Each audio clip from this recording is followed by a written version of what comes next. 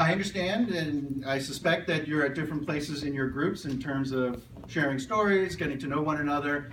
And so after I introduce this section, if you need to pick up with that before you move on to this other exercise, feel free to do that. But I did want to explain a little bit of the chart that you see on chapter 7. So if you look on page 7. If you look at page 7, you'll see a chart of virtues from Colossians chapter 3. It's verses 12 through 14.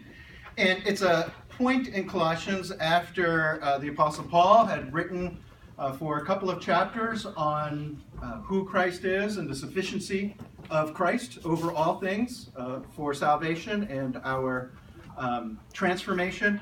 He pivots in chapter 3. If this is the case of who Christ is and what he's offered, how does that make itself known in our lives? What does it look like when we become transformed people?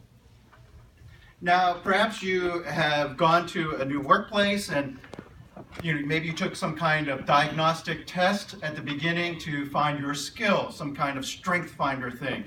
This is what you're good at, or this is what we're looking for, and how to match your passions with our needs and so forth.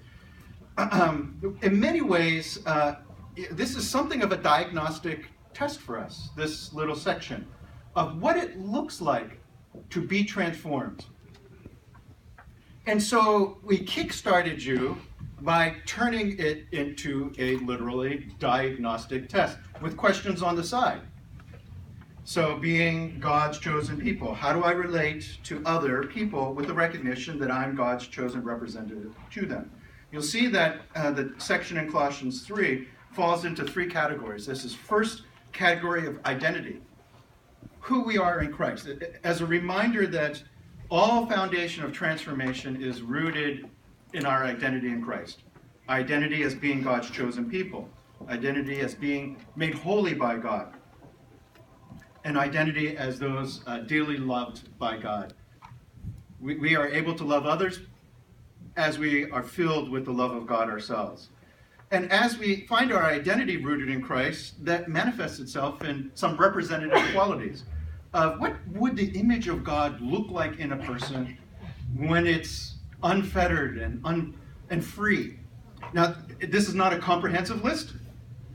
This is a list to get people thinking. So compassion, kindness, humility, gentleness, and patience. You might find in going through this that there is another aspect in your life that you would wish to be, well, let's say, improved during this Lenten season. And then after these qualities, there are certain activities. And I think Paul picks 3. There could be many more. But Paul picks 3 because these 3 are where the rubber meets the road. Bearing with each other. Learning to forgive each other. And over all things, putting on love, which binds us together. This is the image of being linked in a chain with one another. Gordon talked about you don't get to choose your family. You don't get to choose the family of God. You're kind of chained to each other, whether you like it or not.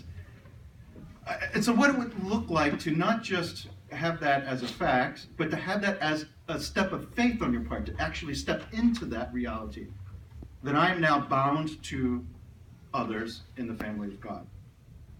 Now, those diagnostic questions, we're going to give you a chance in a moment of reflection to pick one question from each section.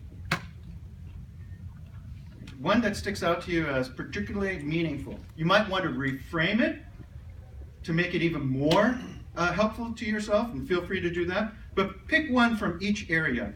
And then we're going to invite you, after a couple of minutes of silence, to pick one, to share what your questions are, and not to share how you're going to answer them, but to share why you chose those questions. Why those things for you, your particular life at this particular time. Now you'll see on page 8, so if you flip over the weekly activities,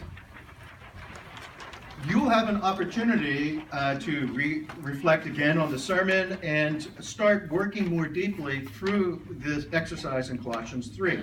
So on Tuesday, for instance, you'll have a chance to reflect on your identity question and to turn it into a prayer, to think about a plan of action, and so forth.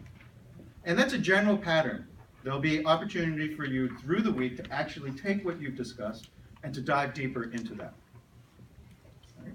So, I'm going to again give us, just so we have a joint time of quiet reflection, give us 2 minutes to think about these questions and pick one from each section. And then when you break back into your discussions, if you need to round out the getting to know you and the history of friendships, feel free to do that, and your leader will gradually move you towards sharing the questions. All right.